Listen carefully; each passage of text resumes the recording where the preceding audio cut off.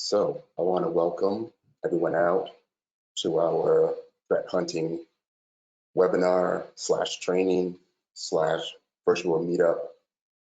This is focused on helping you gain hands-on cybersecurity experience, but with one of my favorite tools called Security Onion. It's by the Security Onion group and Doug Burks, really great people. You'll see from this presentation that the tool is really cool as well, right? So I do have a PDF for you all. It's just a little short handout that explains what Security Onion is, some of the things that you can do with it, how to create pcap files, import those pcap files, along with some extra challenges. Right, so we'll just start here. So a little bit about me. I am Tyrone Wilson, the founder and president of Cover6 Solutions. I joined the military straight out of high school. Been in over 20 years. I have been into IT my entire adult life. It is something that I fell in love with in January of 2012 from my work experience of being in charge of SOC analysts at very high levels, being in charge of network intrusions for all of the military for 2 deployments in Iraq, the FBI on the weekends, JTF GNO, which is now US Cybercom. I have a lot of experience on the network defense side. About 5 or 6 years ago, I went offensive. So I've been practicing with both ends of the spectrum, and my mission is to help improve lives through education in cybersecurity. Like, that's one of the things I'm very passionate about. While working at these multiple locations, I noticed that, there was a lot of individuals that needed help. So I had this idea, and then also, like, while I was working with another company that had a custom IPv6 firewall, it's kind of where I fell in love with IPv6 as well. I felt that, the industry needed a boost. People needed help. So I started this meetup group. January 2012, the meetup group started to grow in popularity. I started giving classes during the meetups and on the weekends. And eventually I got the confidence to start a company and start having some trainings. So if you look at the left side of the screen, right, we'll talk about threat hunting. Right, threat hunting is one of the things that I'm well versed at, one of the things that is very vital, very crucial. And this presentation is going to help you learn those skills so you'll have the ability to speak to these skills either during a job interview, out in public, going to conferences. Like, I really want you all to start your progression to being, one of the supreme InfoSec professionals in the world. So what is threat hunting?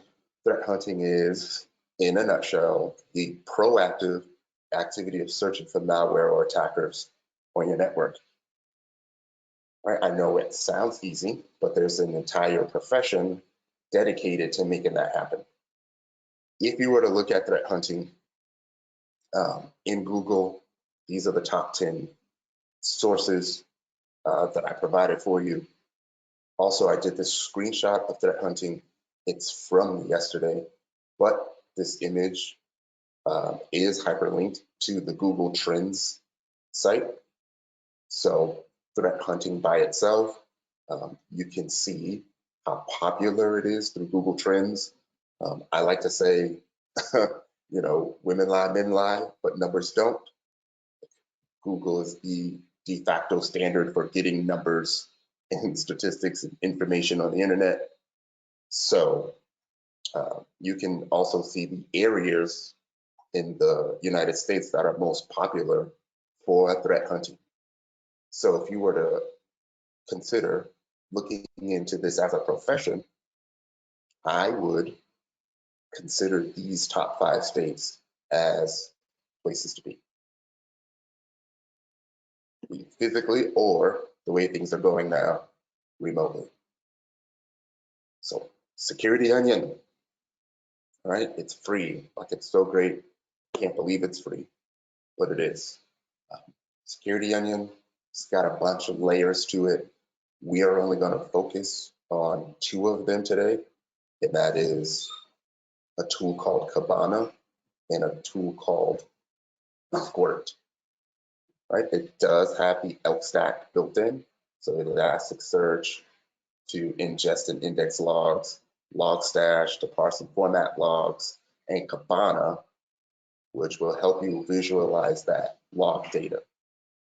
Now, there's some requirements to install this. If you have a laptop with some extra power in memory, or if you have a system that's just off to the side, not doing anything. I know I had a Mac Mini or 2 that wasn't doing anything. I also have a little Zotac box that I use for my server. I installed Security Onion on it, started learning about it, started having it just monitor my network, and even started introducing it into a lot of the classes, basically all of the classes. Some additional tools in there are the Cyberchef, the Swiss Army knife of tools. Most likely, if you've done any type of CTF that involved decryption, encoding, decoding of various data types, you may have used Cyberchef or a tool very similar to Cyberchef. Zeek, which used to be known as Bro, is a tool that will allow you to break down the pcaps files even further into separate log files, depending on the type of activity that's found in the pcap. You'll see I added learning how to use Zeek as one of the challenges at the end of the document. And then Snort, which serves as your network intrusion detection system, set of rules that your alerts will trigger off of. There's also Suricata built in as an option. You can switch back and forth from you can switch to Suricata if you want. From a physical software perspective, 64-bit processors, you'll see that there was mention on it on Twitter about can it be installed on a Raspberry Pi? The answer is yes. Right? It won't be easy, but yes. You will need 2 network interfaces. You'll need one interface will be your management interface where you can connect to the website and make administrative changes, as well as allow students, colleagues, or whoever to access your web pages, and then a sniffing monitoring interface that does nothing but listen to everything that's going on your network. If you want a UPS for additional power so it doesn't crash should you lose power, you can do that. It asks for 4 CPU cores, 8 gigs of memory, and 40 gigs of RAM. And, of course, if you have more RAM to allocate or more memory to allocate to it, then definitely do that.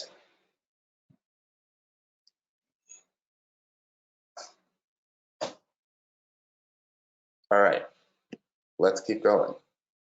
So the install is very easy. It takes maybe, 8 to 12 minutes. That is another challenge I'm issuing you all to learn how to install and get Security Onion set up. If you need some help, Jessica has put out a video that's a little over a year old that walks through the entire process of installing it. Of course, we will create our own install video and add it to the blog post that's going to be associated with this presentation. And then definitely don't forget about the original Security Onion crew. They also have a slew of videos as well, from conference talks to explanations to getting really specific with the tools. Definitely check that out. You're going to run through the setup twice, right? So you'll you'll run through the initial install, then you'll reboot. On the desktop, you'll see setup icons. You'll run through the setup icon once, which will have you configure the network interfaces. It's a really simple install. One interface will be your, like I said, management interface. One interface will be your monitoring interface. If you're familiar with virtualization, you'll see that you have options for host-to-host, NATing, and bridged. In this case, you will want your monitoring interface to be bridged because you're only going to monitor the network that you're on.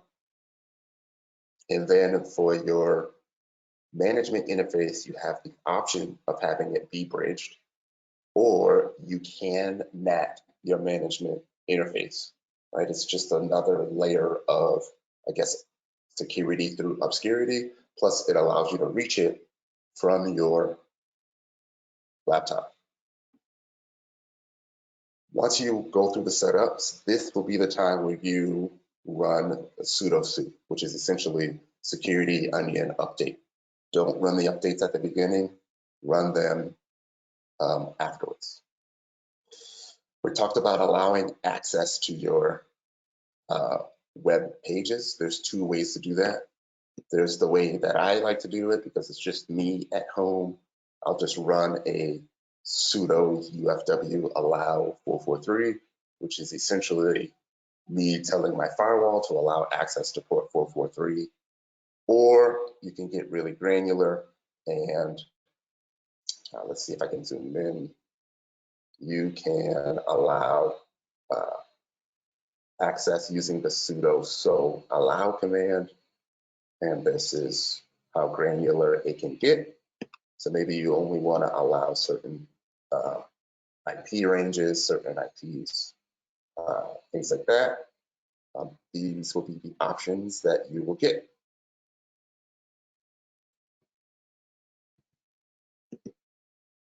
Okay, so of course you'll need to know some of the troubleshooting steps. Some of the things that I come into that happen to me quite often is that Kibana doesn't start logging right away. Of course, it's going to need some time to start logging because it needs to gather, some of the network traffic that's already out there. But oftentimes, either the Kibana site will be down, or my logs will be at 0, or there will be some type of error message, right? And then I would just do a sudo so Kibana restart. So the install for this, it's a couple things that you can do. One is to just go and grab that ISO and then install the ISO as its own separate virtual machine. Or if you already have a 64-bit virtual machine running the Git, then you can install it straight from GitHub. If you want to restart all of your services, then just do the sudo so restart. If you want to add a user, which will be most likely, so either you, a friend, colleagues, or students in my case, sudo so user add. That way you can have separate accounts for the different tools. Upon install, it's going to ask you to create an account anyway. So if it's just going to be just you, then you can use that account. Also, a thing about me and my teaching style, I have a teach you, show you, involve you style. So the first run through is just me talking about it. The second run through is just me showing you. And then the third run through is me challenging you to do it on your own. We have a question about vagrant. I have not checked out the vagrant option yet, but I will. Thanks for motivating me. So the two tools that we're going to use is the Kibana and Squirt. Kibana is essentially your Wireshark, but on steroids, has different graphs and options that you can drill down on, right? And I'll show you in a few. If you have any additional questions about that, you can go straight to the Kibana website, or the security engine team has a really good read the docs site that has some really, really great documentation on just about everything. And then Squirt, which is your IDS that we talked about. And then I will put in some additional links in there for you.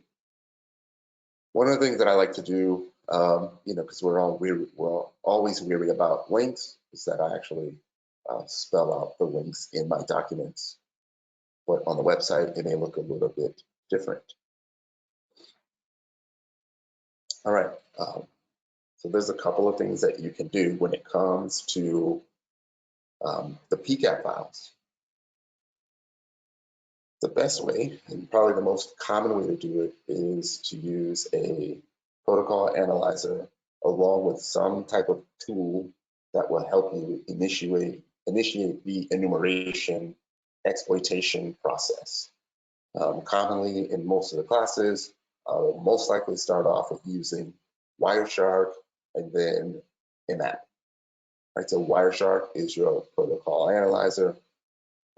Some of the things you need to remember about Wireshark is that it does increase your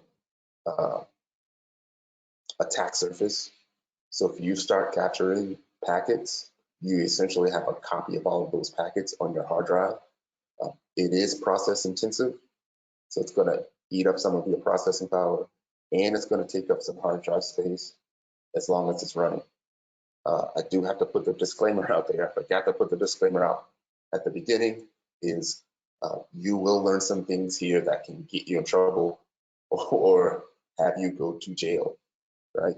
Only do this on networks that you have authorization to do so, right? In Wireshark, because of the process intensity and hard drive space that is occurring, you want to try to be as granular as you can with your captures. And there's two ways to do that. One is at the beginning of Wireshark, you have the option to input a capture filter. And here are some of the options that you can use for your capture filter. In most cases, you will start with the indicator of compromise, or the IOC. Right? You may have heard that before. In most cases, the first IOC would be whatever the attacker IP address is. So in your capture filter, I would put host space in the attacker IP address and enter. If that attacker IP does anything on your network, you'll see it. If you do not get any results, then it's all good. That means that IP is not doing anything. But you have some additional options like taking out our capturing from specific port ranges or specific ports, or also certain URLs. So let's just say you have kids or family members, you don't want them to go to a specific website.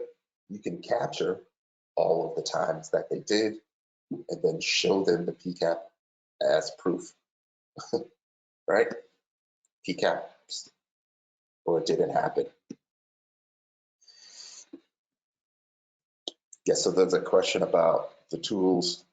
The tools for the setup. One thing I didn't mention was, one of the best things to do when it comes to the setup is just to go and purchase another router. Routers use, I forgot what I was going to say, I got sidetracked. Just to go and purchase another router right? It costs about 20, 25 bucks, right? Connect that router to the router that your ISP gave you. And then for your lab environment, you just connect to your router, right? So it's a way to segment yourself from everything that's going on your network. And that way, you don't run the risk of like messing up what everyone else is doing at home, right? And then also, we're talking about security, from a local perspective. You can set it up at the enterprise level. As a matter of fact, in about 2 weeks, we have Mr. O'Shea Bowens, aka Sir Mudblood. He's going to come and talk to us in 2 weeks about setting up Security Onion at an enterprise level. All right, so back to Wireshark. You have your capture filters, which is a way to filter your initial capture. And then you have your display filters, which is a way to filter out what's being displayed on the screen, because you still may want to do that. Again, we want to focus on the attacker IP address, right? Let's just say you are getting activity from the attacker IP. This is another way to filter out exactly what that IP is doing. So the best offense is a good defense. You should always know what your IP address is. So you could also start with the ip.dest space equals space, and then your IP address, right? That will give you an idea of who is trying to communicate with you. And for your next one, since you already know the attacker IP, you can put the ip.src, which is the source, and ip.dst, your IP. So if the attacker IP ever attempts to communicate with you, you'll see it. As you can see, these options, it can be ip.addr as well. So if this address does anything to this address, you'll see it. So it doesn't have to be source and destination. Another option I like to use during assessments and such as Telnet is clear text protocol and IPv6. Hey, Pat, good to see you.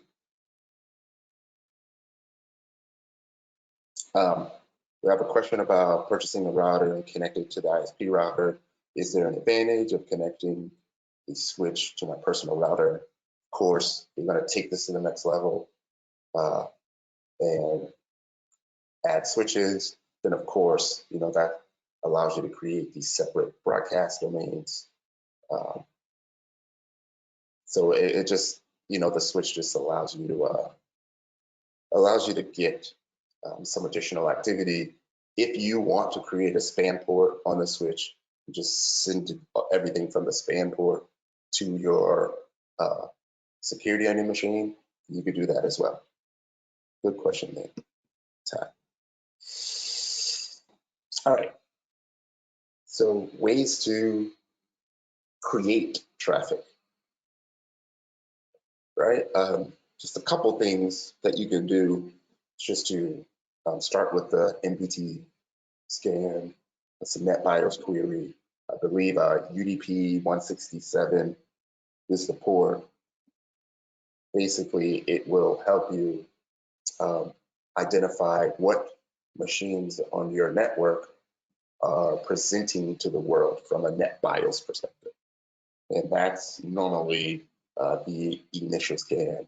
Sometimes you can get computer names from that.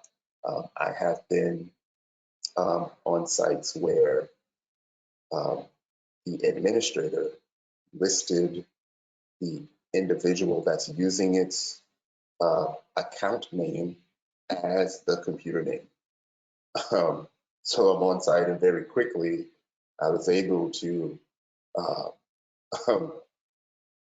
get some usernames, which will help with the brute force. And then what I did was correlated those usernames to the names that I found either from the web or from LinkedIn. So now, because I know who's who, I now know which machine could possibly be more important to me. Next is IMAP, and everything I've mentioned so far is totally free. Right now you can go and download and install any one of these tools for free, from Security Onion, Wireshark, NBT Scan, to the ever popular IMAP. IMAP, your network mapper, allows you to identify hosts, ports, services, vulnerabilities that are currently on your network. You cannot defend a network if you don't know what's on it. So gaining that familiarity with your infrastructure is crucial, right? Running an IMAP scan, there's probably a 90% chance that it's going to be detected by something. I get asked that question all the time. How can I be stealthy in IMAP? As far as I know, unless you all know something else that I don't, I do not know of a way to be invisible on a network, right? You need a MAC address, you need an IP address, as far as I know. So that is going to be seen by something. So the way that I wrote these IMAP commands down is through the attacker attack methodology. So finding all of your hosts, finding all of your ports, finding all of the services that are on those ports. And I think I left out the vulnerability scripts. There's over 300 scripts that you can run. I kind of purposely left the scripts out of this presentation. That is another challenge, to learn how to use IMAP scripts to find vulnerabilities, do some brute forcing and things of that nature. So if you're unfamiliar with IMAP, this SN is essentially a ping sweep. I almost always put the -- open at the end of my IMAP scans. It just displays everything a lot cleaner. If you're familiar with the TCP handshake, this -SS is a half open scan. So the TCP handshake is the SYN, SYNAC, and ACK. With the -SS is a SYN, and then once the host responds, then that is the end of the transmission. So basically, it's me calling you and saying, hey, what's up, you home? And then you say yes. And then I walk away because I technically already have the information that I need from you. I know you're home. The ST is the exact same. You will get the same exact information, but it is a full TCP handshake. So basically the SYN, the SYNAC, and this is you acknowledging that you got a response from them. These can be very important in terms of creating additional packets on the network. You need to be responsible or take responsibility for all of the traffic you put on the network. So if you want to do the math, if you were to do an all ports scan on a host, that's 65,000 SYNs, 65,000 plus SYNs, 65,000 responses, right? So there's no need to send back 65,000 acknowledgements. So yes, the SS will be a little bit faster. If you would like to go and research some additional, more advanced IMAP commands, I highly encourage you to go and do that. The SU is for the UDP ports. Don't forget about the UDP ports. This -F is the fast scan top 50 ports. The -SU is UDP. UDP is connectionless. So if your UDP scan doesn't finish, no one cares, right? No one cares. Like, I would tell you a UDP joke, but you probably wouldn't get it. Oh man, I cracked myself up. All right. Ultimately, what we will need is the service version that's running on that port. So this command right here is something that you will most likely need to run at some point. So just to walk through this command, basically you're telling IMAP to be verbose, which means as the scan is occurring, display the results of the scan to the screen.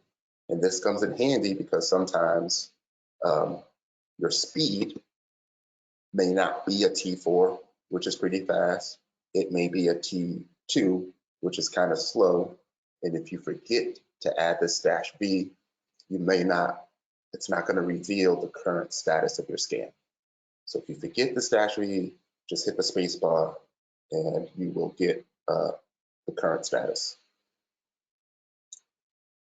The -SV, it means show me the current service version. The $PN means don't ping.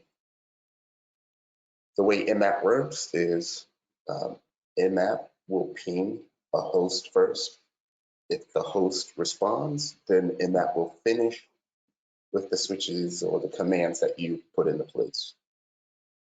As we may or may not know, oftentimes there'll be a piece of software on the host or an intermediate device that's going to block the responses to the pings, or it's going to block the echo replies.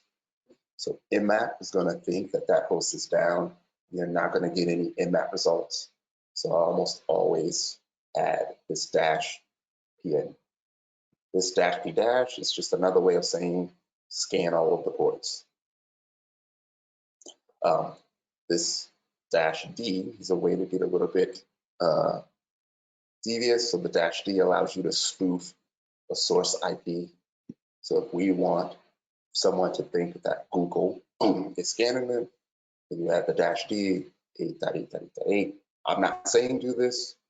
I'm just saying you can. For your targets, like I said, make sure that you're targeting devices that you are allowed to. If you get stuck, you can just always scan yourself. You just type in localhost, or on the web, there are a few quote unquote environments that allow you to scan. One of them is the scan me. It's called scanme.imap.org. So that's to do the IMAP. Next, this one of my favorite things about this, and then like I said, teach you, show you, involve you.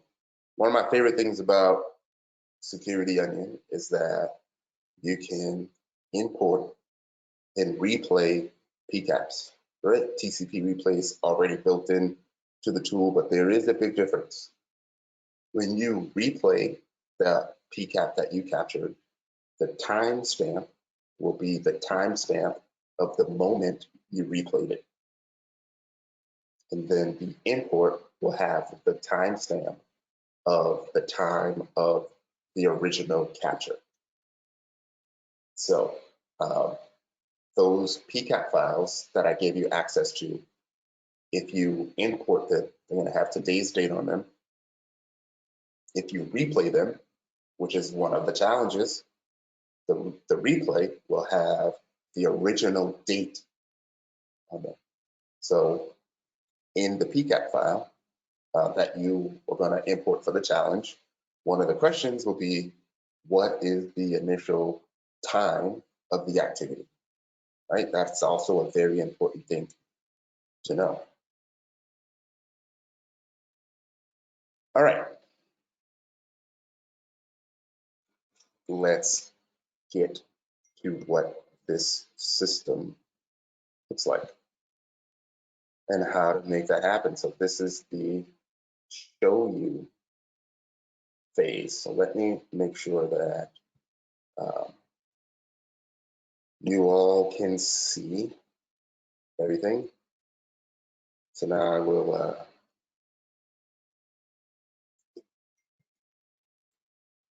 I'll just show my security onion machine.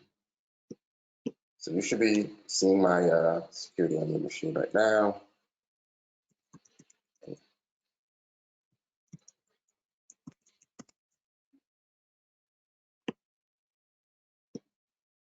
All right, so this is what it would look like from the initial install. You will not see these, all of these icons at first. There'll be a little setup button. So the way that it would look like is just you run through the setup. After the initial install, you will want to run through the setup. It is a very easy setup. It'll look a little bit different from this because I've already done it. So let's just say you want to, the first one will be to set up your interfaces. You'll have the two interfaces that you set up from your VirtualBox of VMware Fusion options, right? I normally put, my very first one as the monitoring interface. And then when it comes to static or DHCP, I'll tell you how I do it, and then you can do it however you see fit. I purposely have different network ranges for my lab environment. So what I do is I have a MAC address numbering scheme that I use. All of the 48 bits of that MAC address mean something to me. And I do that by design. So 06905651, and then the last, and then 6, and then the last 3 numbers will be the the 4th octet of the IP address.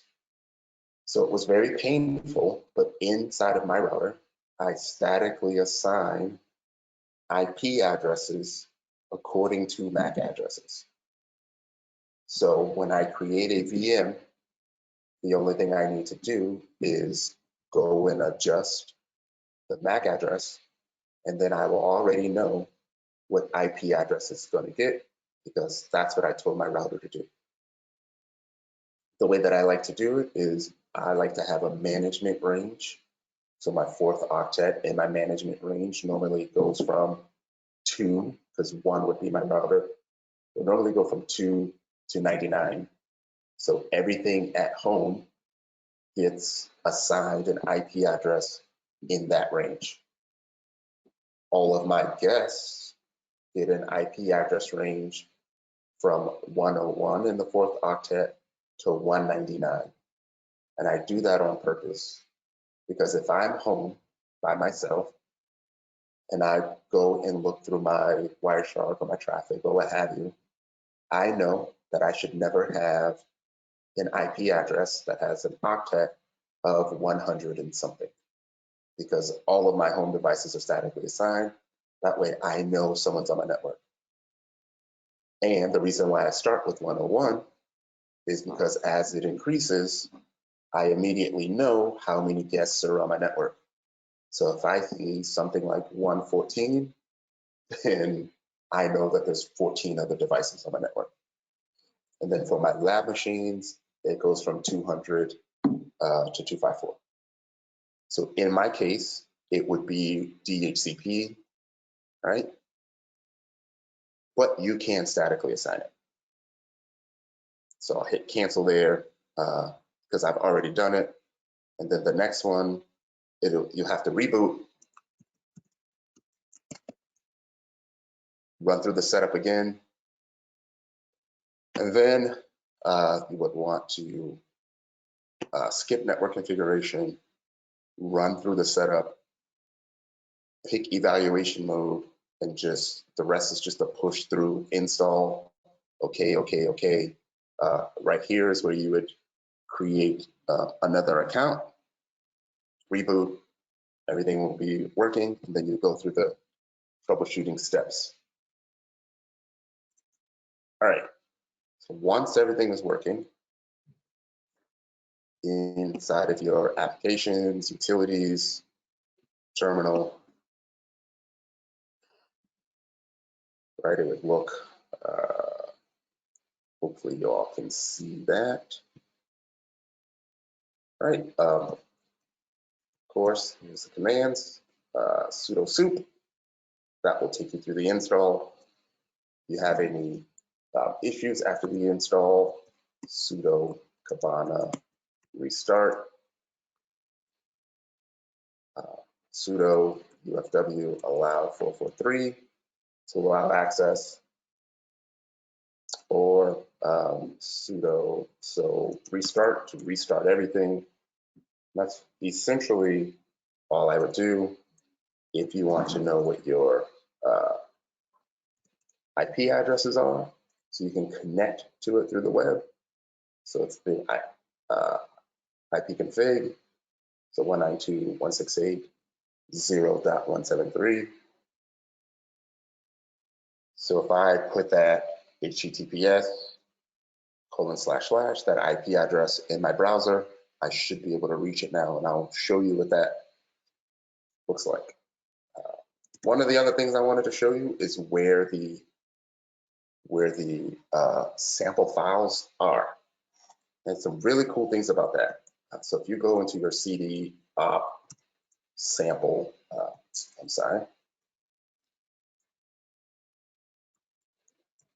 samples directory, and you take a look in there, you'll see that there's already a slew of pcap files there. Cool thing, Brad Duncan creates the malware traffic analysis website, has a slew of challenges there. Definitely go and check out that site. Brad does a really good job putting a lot of this stuff together for you. So definitely check that out. But inside of the NTA folder, that's where a lot of his files are. So the hands-on experience, this is where it starts, right? After the setup, this is the magic right here. These files contain traffic related to some of the most malicious malware of the past few years, right? And you can go in, replay or import these pcap files, right? So I'll import one, and then matter of fact, I'll just import more than one. So one of my favorites is TrickBot, right? So I'll do the sudo, just so you can see what it looks like. Sudo import, I think it's, no, sudo so import.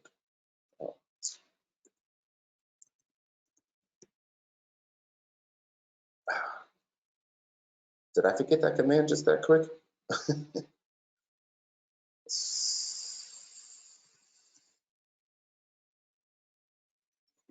pcap, and then I'll do the 2018-12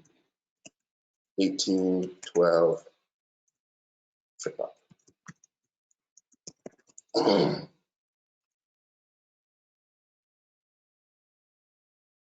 I know. All right, so the question is this in Security Onion already? So I'll tell you what I've been seeing. When I install Security Onion from straight to a Linux machine in the cloud using the GitHub repo, it's not there.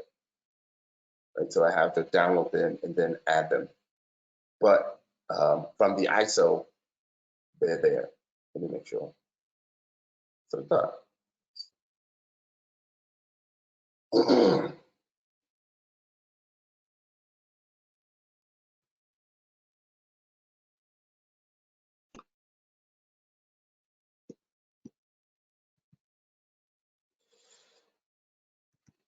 sudo, so import pcap 2018.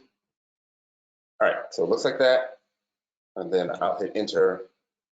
It takes a little bit, but I want you to see what it looks like. Because once we run through the next phase, you'll know where to begin your searches.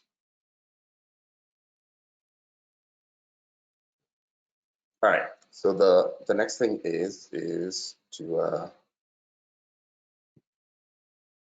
open a browser. So any browser, HTTPS,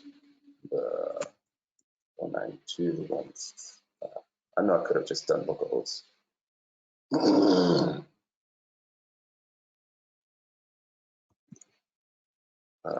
If it's running on 80. All right. So once you get it running, this is what the initial security on your website, the web page looks like. You can read up here. I highly suggest that. Highly suggest looking at the documentation, cheat sheet, all that. But your tools that we're going to use today is the Kibana, Squirt, the Kibana and Squirt.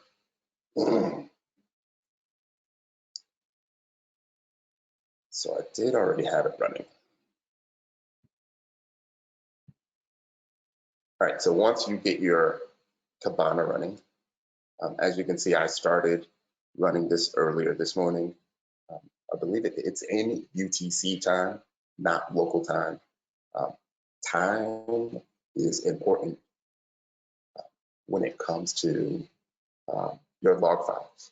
We want to be as in sync as possible. So you'll see almost UTC everything. So by default, the time on these tools will be UTC time. All right, so this is what Kibana looks like. So when it comes to the threat hunting, it will sort everything by the different types of services. So if you want to know every host that ever did anything related to SSH, you can click on the SSH and it will show you. But starting from the top, right, you will want to, I normally have some auto refresh options to have this refresh depending on what I'm doing. So if I'm fairly active, I'll have it refresh every minute or every 5 minutes. If not, it'll just refresh every 30 minutes to an hour or so. But I'm going to go back 5 years because I wanted to show me everything. It should now have the newly imported pcap files from TrickBot. So that should be, nope, it's not quite there yet. It's still happening. Normally it doesn't take that long, but it's still happening. But you'll see these numbers start to increase.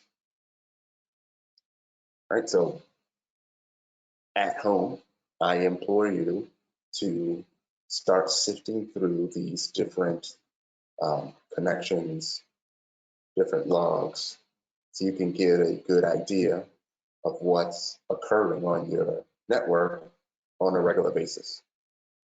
Right, so you'll have a good idea of the amount of DNS connections, SSL connections, HTTP connections, and that's a way for you to develop or a way for you to gain familiarity on what the normal numbers are for your environment, because that's also important.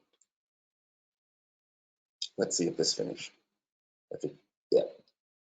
So this finished, and it tells you if you manually set your range to this time, 2018, 12, 07, then we'll see this traffic. And this is some more of the magic. So this means that in Kibana, we have traffic from that time now. But I want to take you to the next tool, which is Squirt, which is your IDS. But that means that this TrickBot activity that we just imported should have triggered some IDS alerts. And the time goes from 2018, December 7th. Cool. All right. Now that this is up, you can literally walk through all of these IDS alerts and determine exactly what happened. Starting from the bottom, starting from the bottom, you see that this is the initial time that it occurred, 1640 UTC. You have the number of alerts that are in the queue. So here's some more of the coolness of this. You can drill down in these alerts.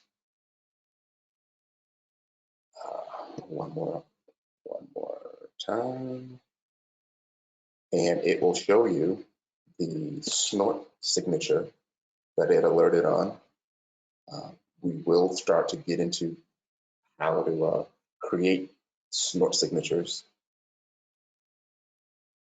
All right, so this is another thing to be familiar with. You'll see that in a lot of the reporting for events that are occurring out in the wild inside of the report. There'll be a snort signature saying, hey, if you want to detect this on your network, add this snort signature to your configurations or to your alerts. And then should it trigger on something, let us know. All right, so right here you see this number 1. That will hyperlink you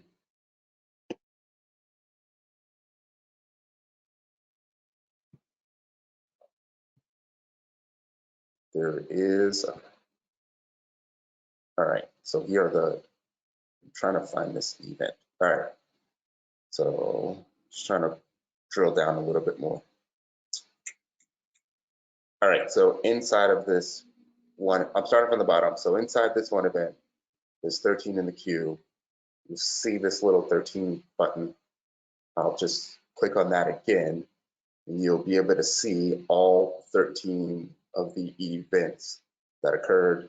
You see the source and the destination, more indicators of compromise. So you could most likely, well, what you would have done if you didn't know anything was go on the internet and say, what is TrickBot? You'll see that there's 3 different phases to that malware, 250 million, what's that, 250 million email addresses or something like that. Then now you have an idea of what happened or what's supposed to happen. Now you know, or you'll have an idea of what else to look for in your environment. But you can go and click on any one of these hyperlinks. It will take you to where the actual pcap is. There's another, you can look at it from this perspective, or you can go and download the pcap file and then pull up that file. I don't think I have in Wireshark, but take a look at it some more. Pretty cool, right? So I don't know what's going on. At some point, if you were to do a SOC analyst interview, there's I'd say a 99% chance they're going to hand you a pcap file. They're going to ask you to tell them what's going on in this file. Where you can start is just I like to just go to statistics, conversations, then I have a really good idea of everything that's going on just from here. So just one, the Ethernet is sorted by MAC address. IPv4 tab sorts by IPv4 address. IPv6, there's no IPv6 there. And then this is the TCP ports in use. You want to look at port B, your destination port. You know, it's port 80 traffic. And then there's no UDP.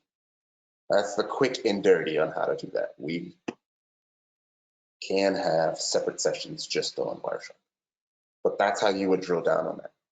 So think about all of the things that we have done already, right? Just if we didn't know anything, we were introduced to a new tool. We did our research to learn about what the tool is, learn about its capabilities. We were able to set up that tool. We were to troubleshoot any deficiencies that it may have had, and then we were able to use this tool to, you know, gain familiarity of and use it to defend our own network. It's a mouthful. How's everyone feeling so far? We just did a straight hour. I feel like it was 6 minutes.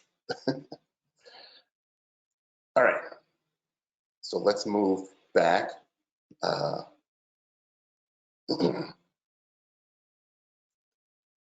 to the documentation and how you can actually invoke some of the pcap files. All right, so here goes. I am going to start my Kali Linux machine. This is the more of the demo portion.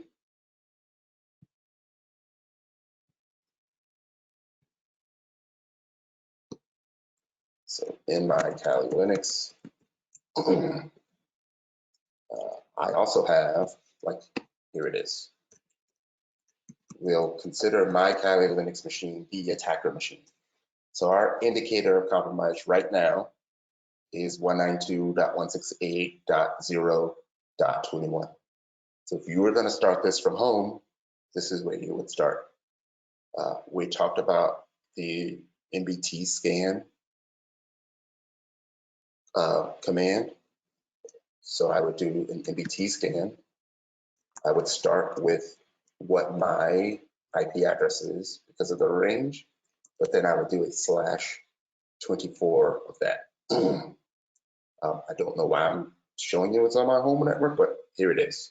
So I have the one Metasploitable 2 machine that's up, which is 192.168.0.157. We can all see that, right? So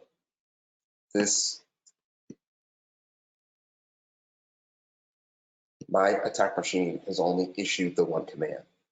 So just from this one command, I'll show you how to pivot to using the tool to identify what this machine just did. All right, so let's go back to the Security Onion. And then in Security Onion, I could add a filter saying something like, show me everything where the source IP is our indicator of compromise, 192.168.0.21.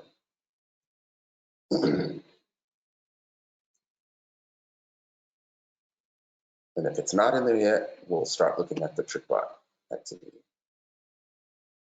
Okay. Right. No problem. Ain't no problem. All right.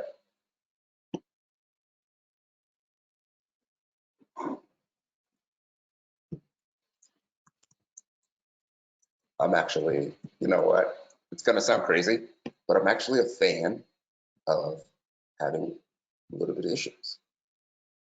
I think I might have went back too far.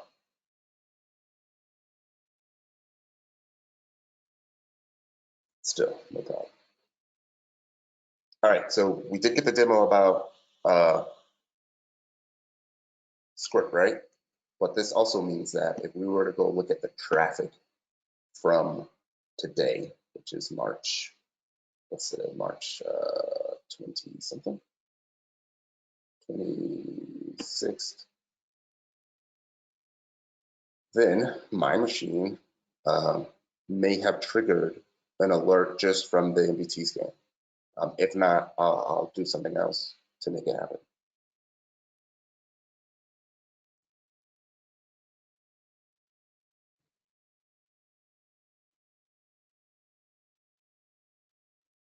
Yes, everyone, This is recorded and will be posted on our YouTube channel and the website. All right, so the next thing that we may want to do is I'm just going to invoke some traffic right now.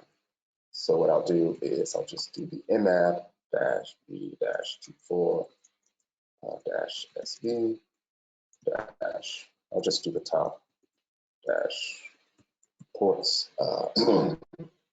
25 192.168.0.57.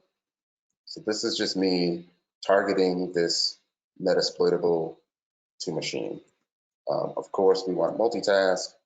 So let's get something wrong. Let's try to SSH as root at 192.168.0.57, and we'll get the password wrong. Or we can use a brute force tool and see what happens. Matter of fact, let's telnet as MSF admin at 192.168.0.57. Okay, no problem though. And yeah, all right, so let's up arrow. Change this to a dash to dash. And this should definitely trigger something.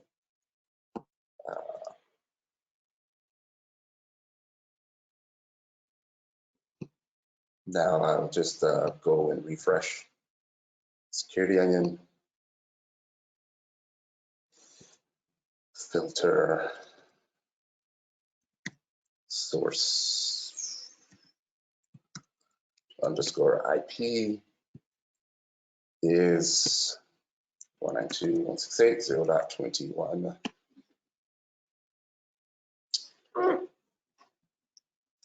Okay, no problem.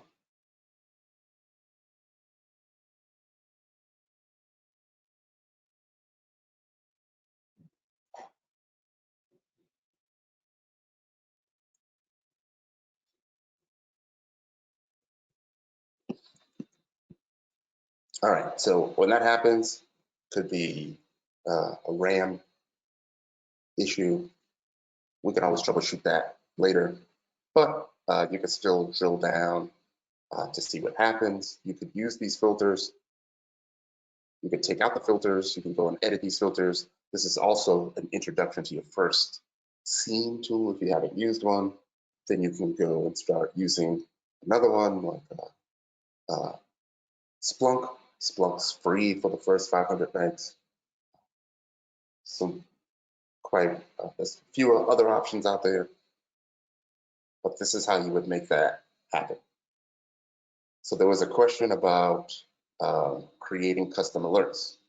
The answer is yes, and that is one of the next challenges, and one of the things we'll talk about in a later class is, yes, I want you to figure out how to create custom alerts. So we're at the hour and 15 mark. I want to wrap up really quick. I hope you all got a good idea of how all of this works, but I do have some parting words that I want to put out.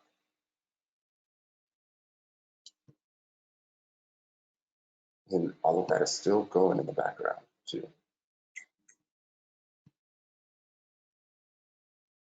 All right, so think about all of the things that we have done already.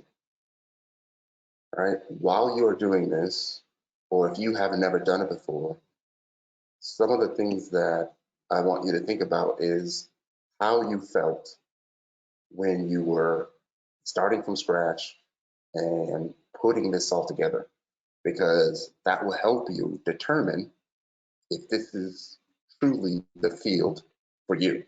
If you think that this was painful and you just never want to do anything like this again, this may not be for you, and that is okay. I totally understand that. That is not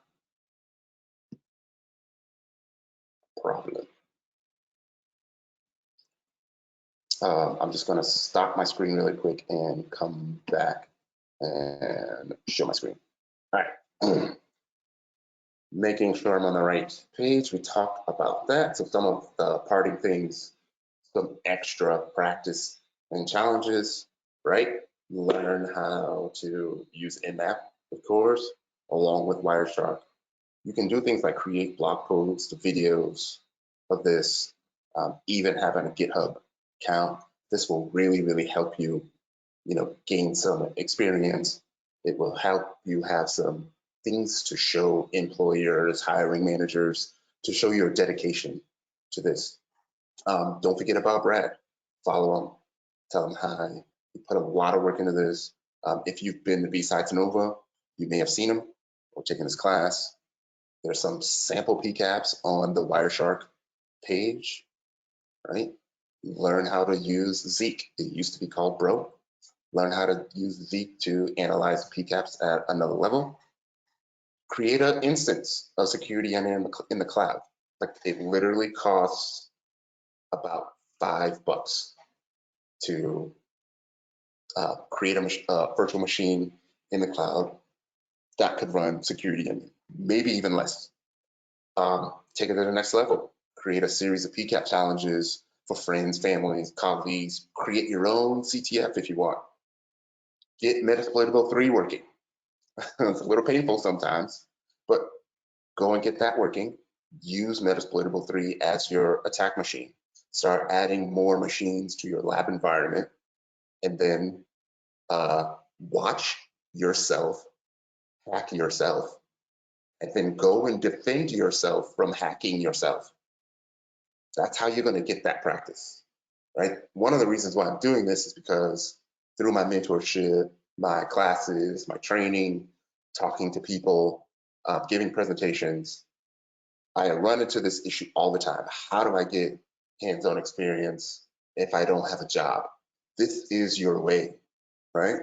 I can guarantee you that if you start talking about this stuff, like in blog posts, on the internet, on GitHub, at conferences, you will get noticed, right? If all of this just flows off the tongue in interviews, you will most likely get the job, right? So that leads me to my closing remarks. Take notes. Computers run out of memory. You're going to run out of memory yourself, right? Humans are going to run out of memory. I talked about how this process made you feel, right? It's going to bring you a lot of success if you can get comfortable with this, right? A lot of the technologies that we talked about and have shown today, if you're doing this on a regular basis, that adds to the experience and the keywords that you can put in your resume, right? And you can talk to all of them because you're doing this. Knowing tactics of those that are on the offensive side is equally important. So I really can't have a conversation or a presentation without mentioning the attack framework. I'll definitely, and I think I put that in the references, go and learn all of the adversarial TTPs, which is their tactics, techniques, and procedures. Learn about the tools that they use to employ these TTPs, so you can gain a good sense of familiarity of what it looks like on the offensive side. You can be offensive yourself, like a good attacker makes a good defender. Next up, you can speak to these experiences, right? Analyzing PCAPs. You can say you do this for fun. If you tell me you analyze PCAPs for fun, chances are I'm going to hire you, right? You are familiar with indicators of compromise, incident handling response procedures, threat hunting, right? We were looking at TrickBot, right? Which is our sample that we use from the MTA sample, right? That is one of, if not the most malicious pieces of malware that was out last year. So you could literally just start with that. You will struggle through this journey, but that's okay. You want to enjoy that struggle, embrace it, get comfortable being uncomfortable, right? You will need to make sacrifices to be better, but be confident in yourself. You do belong here, right? You can be anything you want in this industry. I have a brother in the NFL, most likely will not be in the NFL, but in this industry, you know, I can be what I want. And I'm talking about this because I see it, I live it, right? I want you all to live it as well. I'm probably, so I know my journey. The people that know me know my journey. We were literally in a basement because I had this desire to help people learn. So for years and years and years, through the meetup group, I'm just there trying to give as much advice as I possibly can, and I'll continue to do that. I'm here for you. If you need any type of assistance at all, connect with me on any one of my social media accounts. My direct messages is open on all of them. Definitely send me a message, email. We're at Wilson21 on social media or Cover 6 Solutions on the web. We will have classes in the future, as I mentioned. Sorry, a lot of them will be virtual, but this is essentially how a lot of the classes are. We've done a quick hour and a half almost. We won't have time for Q&A. If you do have questions, we will post this on YouTube and as a blog post on the website. If you have questions, I'm sure everyone else will have questions. So post your questions there. We'll answer them. And, I want to thank you all for attending. I hope you all got something out of it.